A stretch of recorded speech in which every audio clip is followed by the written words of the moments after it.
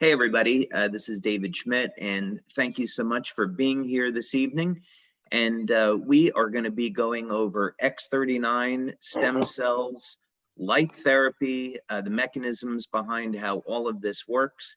And I think you're going to find it really interesting because we're going to be exploring some very interesting material together. So with that, let's go ahead and get started.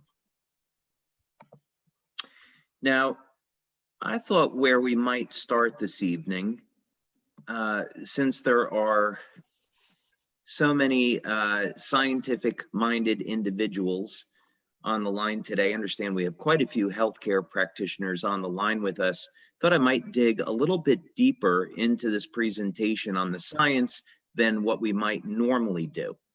So when we're talking about light therapy, what is so exciting about this is the idea that we can trigger very specific biochemical changes in the body with light. And we think about this, this is really extraordinary. If we looked at the pharmaceutical model, we know that a pharmacologist could spend their entire career, they could spend 20 years trying to figure out how to engineer and create a new drug to activate a specific receptor in the cell to produce a specific effect. So what's exciting about this is that we can use light to initiate biochemical changes in the body. And of course, because we're not introducing any foreign chemicals, there aren't going to be any side effects to this. So let's dig into this in a little bit more detail. How exactly does this work? Well, first thing is we often use the analogy that everyone accepts that you go out in the sun and sunlight is going to trigger a release of vitamin D. So very clear example that we all know to be true of how light will cause a chemical change in the body. This area is known as photobiomodulation. And one thing that's very interesting is that if we go back 10 years ago, the biochemical mechanisms for photobiomodulation, or another way we can think of it is low-level light therapy, the biochemical mechanisms weren't really very well understood. If we go back 20 years ago, light therapy was relegated to the area of quackery. Traditional scientists thought, no, this is a placebo effect, there's really nothing to it. And today, with over 5,000 clinical studies that have been published with people like Dr. Michael Hamblin at Harvard University doing pioneering research. Dr. Hamblin has over 400 clinical studies that are published.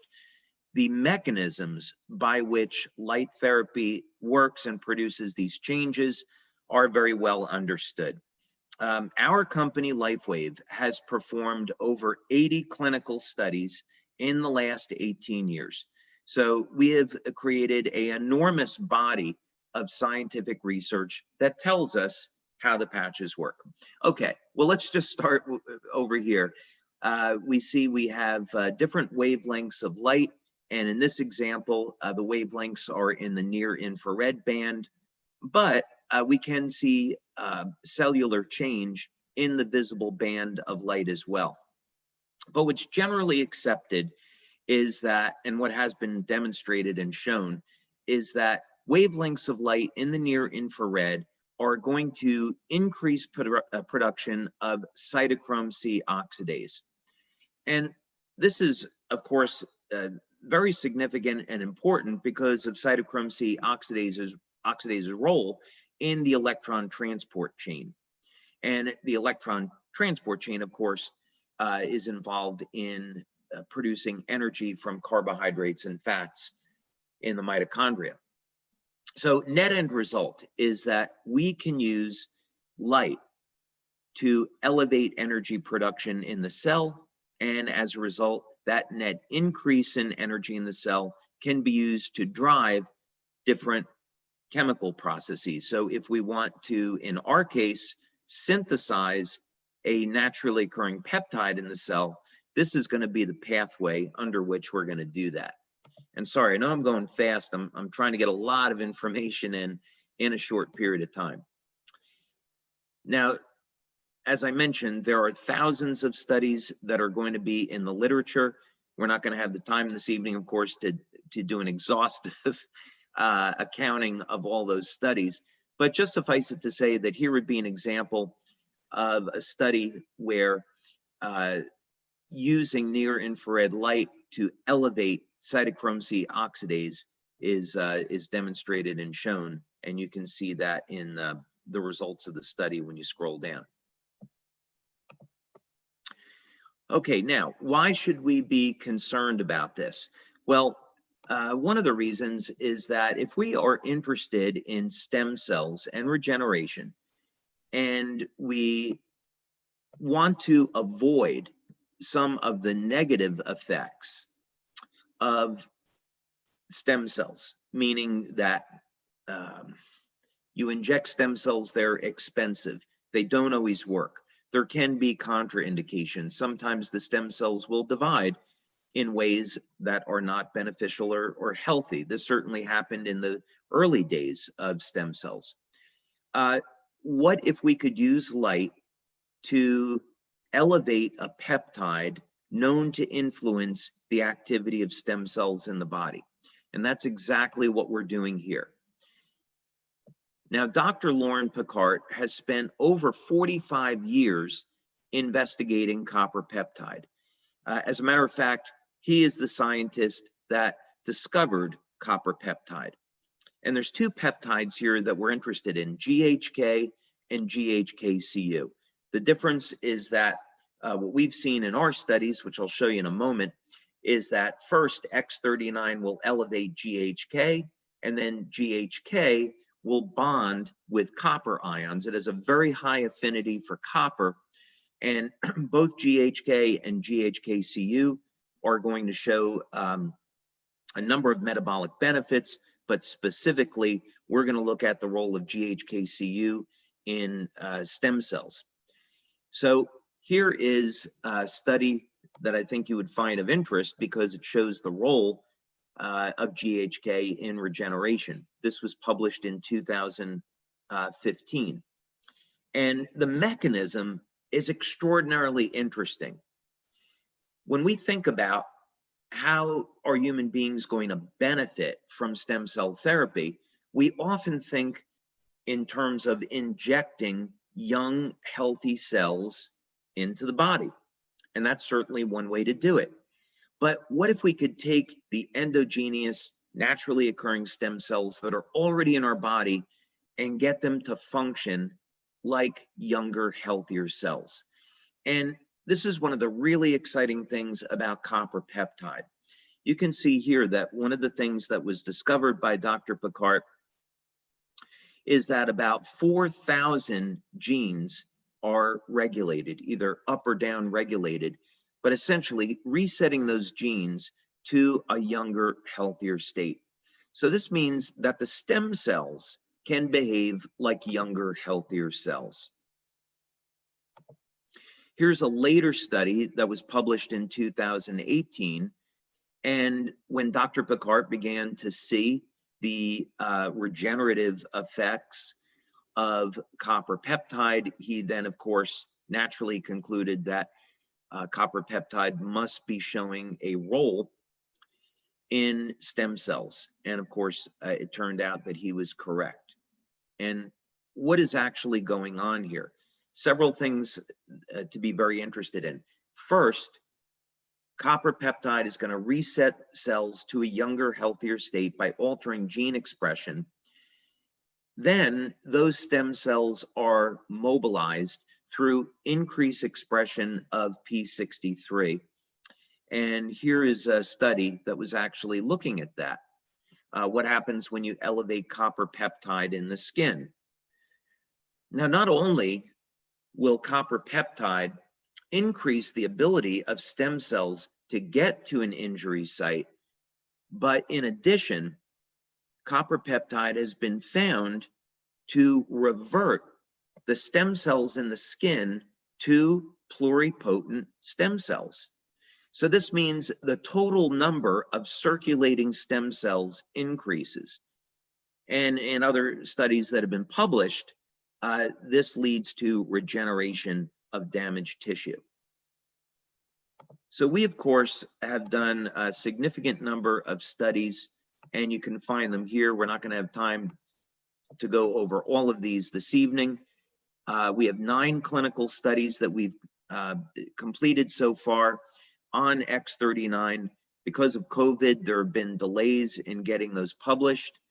We have one in particular I'm really excited about. It's a 50-person double-blind study on looking at X39 on how it elevates copper peptide.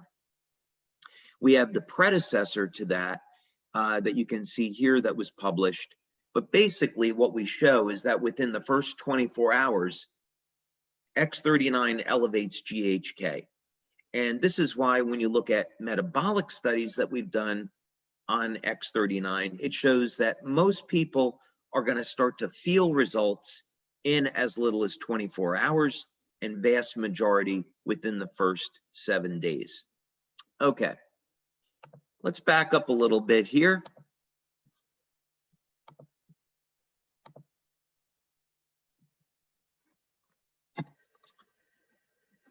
And let's restate this problem.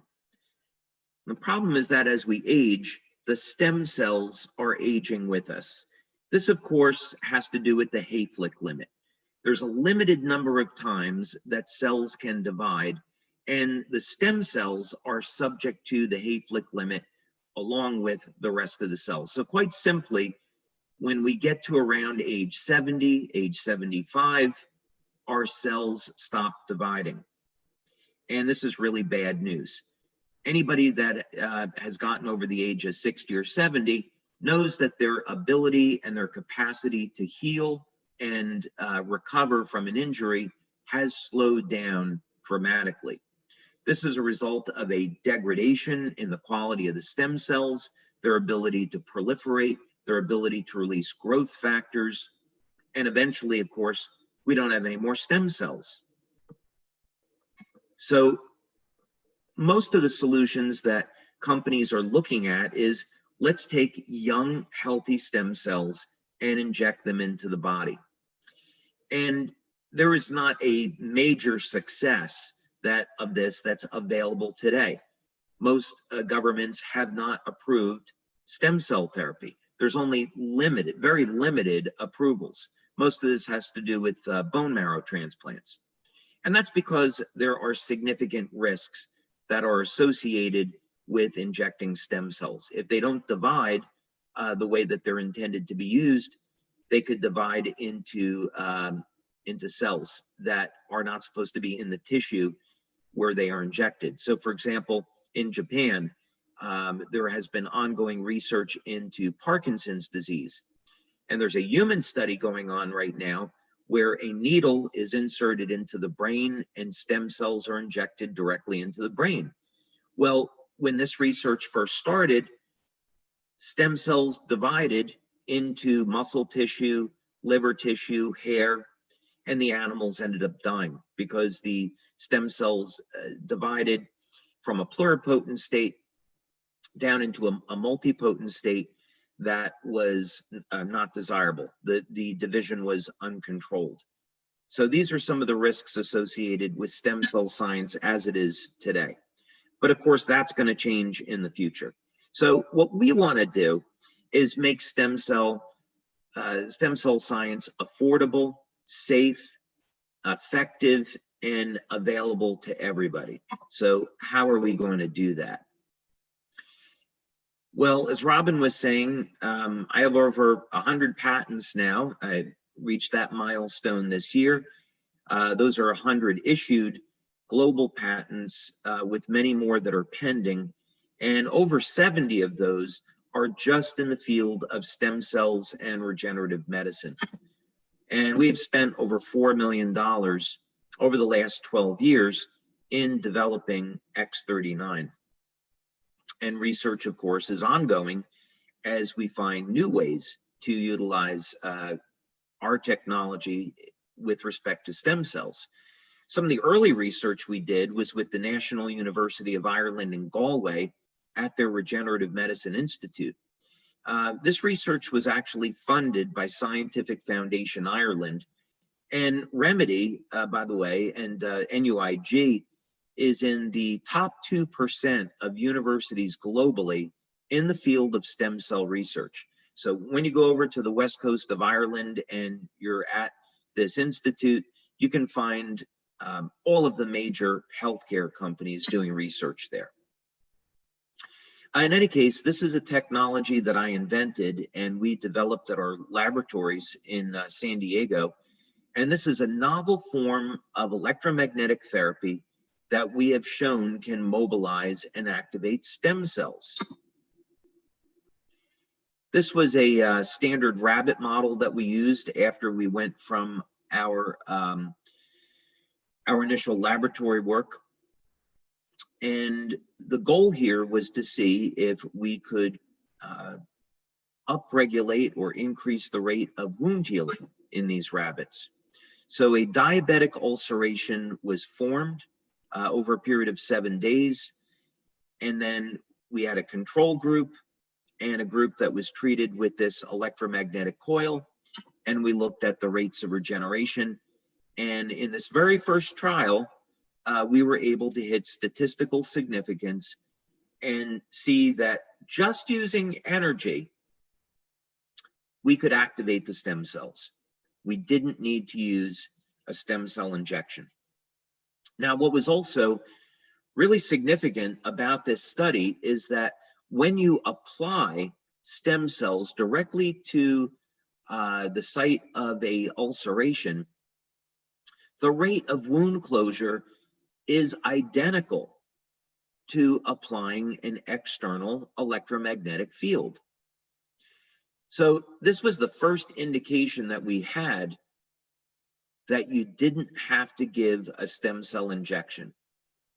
And that was really exciting. We could use energy to activate the stem cells in a body and accelerate wound healing, plus all of the other amazing benefits associated with stem cells. Now, at our labs in San Diego, we use a standard stem cell model. This is a planaria, and planaria have remarkable regenerative capabilities as a result of the sheer number of stem cells that are located in their bodies. And when you cut off the head of a planaria, it will regenerate in 17 days. The stem cell community is trying to figure out how could we get that down to 15 days? If we could do it maybe in a planaria, maybe we could do it in human beings. Well, this technology that I just showed you, we were able to get the regeneration down to 8 days and then eventually under 1 day. So imagine that, being able to regenerate the head of a worm in less than 1 day. What if we could apply a technology like that to human beings? That's going to be, of course, our ultimate goal. But this technology is very expensive, and so we want to be able to offer an affordable way for people to activate stem cells. So how do we do that? And how would this technology work? I'll take a glass of water. Okay, well, we are going to turn to light therapy for the answer to this, because I have been developing light therapy products now for 20 years. We have quite a bit of experience and knowledge in how to activate different biochemical pathways in the body with light. And we want to look at how can we do this? What are the control mechanisms for stem cells in the body? So the way this works is that instead of using a lamp or an LED or any type of electronic device, we're going to use a passive patch. You simply apply the patch to the body, and the patch will stimulate the skin with light. So we're not putting any chemicals from the patch into the body. The materials in the patch are completely sealed, and these materials are activated by your body heat. the patch will stimulate the skin with light and produce a biochemical change.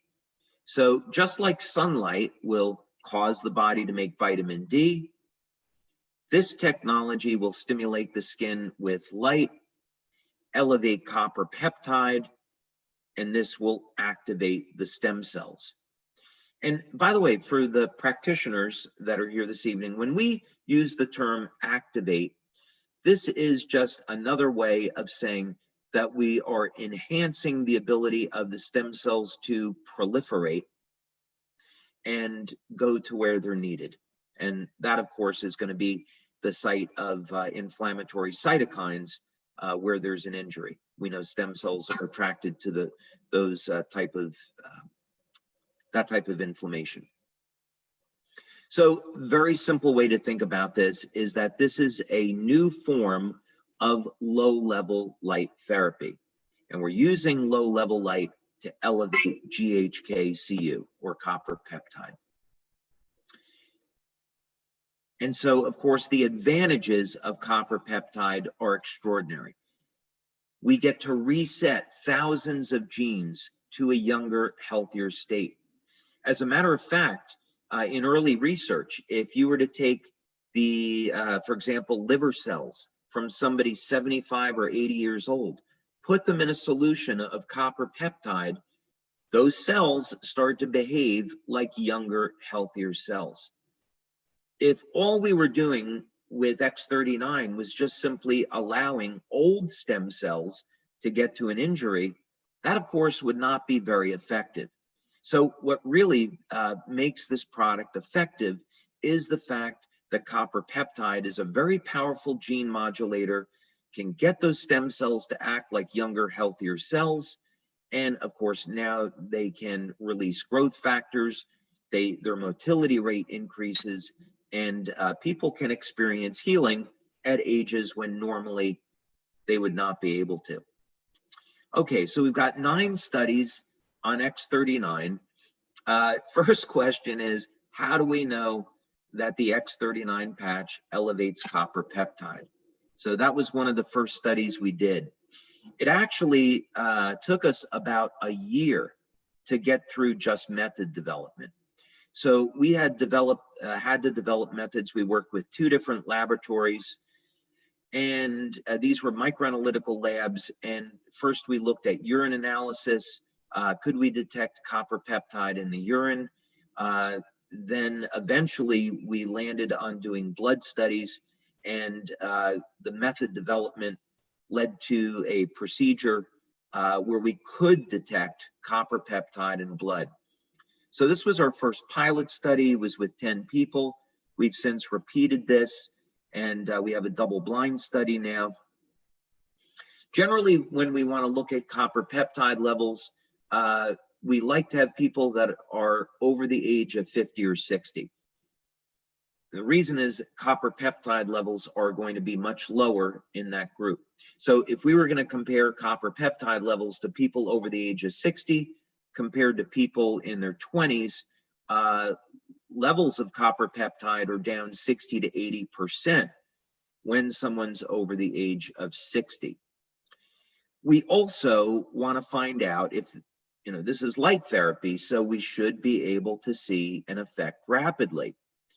So we want to look at taking a baseline and then doing another blood draw 24 hours later. And then as a matter of convenience, we look at a 7-day period.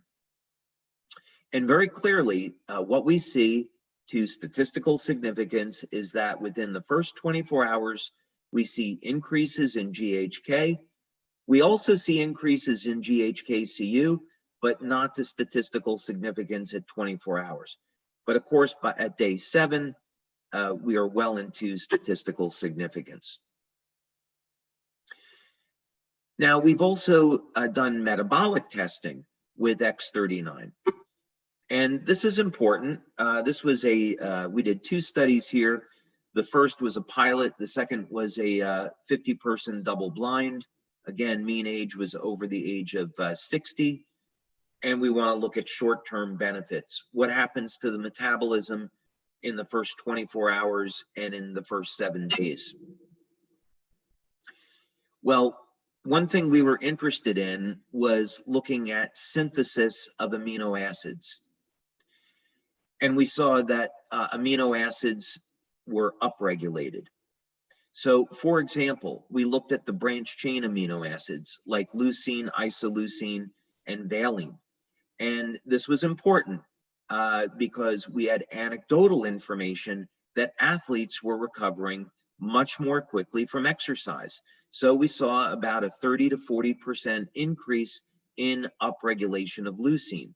So I think we've got some pretty good evidence that through elevating leucine, we're activating mTOR, increasing muscle protein synthesis. And of course, this is going to be very valuable, not only in recovery, but also for any athlete or anyone that wants to improve performance. As another example, we also saw an upregulation of tryptophan. And that was interesting because in the early days of studying X39, we saw that people were getting improved levels of sleep. We eventually measured GABA levels, and we saw GABA levels being upregulated as well. So we indeed were able to determine why people were experiencing improvements in their quality of sleep. We also saw improvements in memory with X39, and I'm going to show you another study, a separate study that we did looking at the brain. Very interesting, we saw statistically significant decreases in blood pressure in people that had elevated blood pressure. We also did measurements with heart rate variability.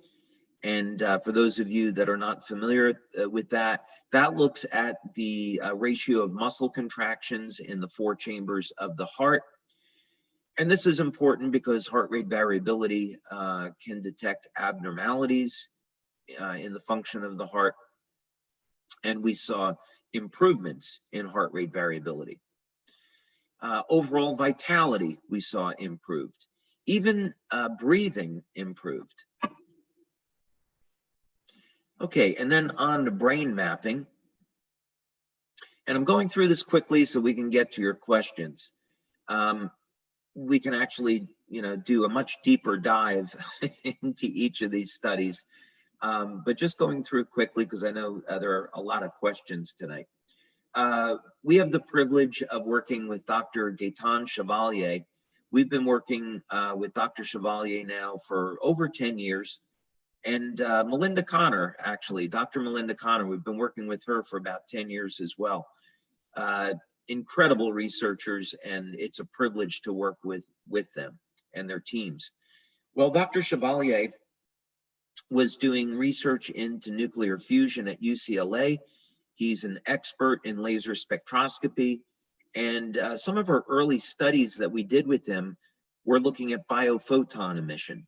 And we saw that with our Lifewave energy enhancer patches, we could actually bring the cells into greater coherence, and this would improve biophoton emission from the cells. So this is a very powerful anti-aging effect. We also had run a study looking at upregulation of mitochondrial function. We did that study with Dr. Frank Schallenberger and Dr. Homer Nazaran. At the time, Dr. Nazaran was at the University of Texas in El Paso, their biomedical engineering department. And so we saw directly that stimulating the skin with light would increase mitochondrial function. Any case, in this study, what we wanted to do was use a P300, it says here P3, it was a P300 EEG brain mapping system. This was the pilot study. There were some delays in getting started with the double blind because of COVID, but now the double blind study on this is underway. One thing that's important is that all 12 people in this open label study had dramatic effects. And we worked with people over the age of 60. And this is really significant because we would not expect, even with the effects of neuroplasticity, we would not expect to see changes this dramatic in a section of the population that is over the age of 60 and 70. But here at session 1 is baseline, session 2 is at 3 weeks, and session 3 is at 6 weeks. And what's happening is that the brain is shifting into a greater state of coherence.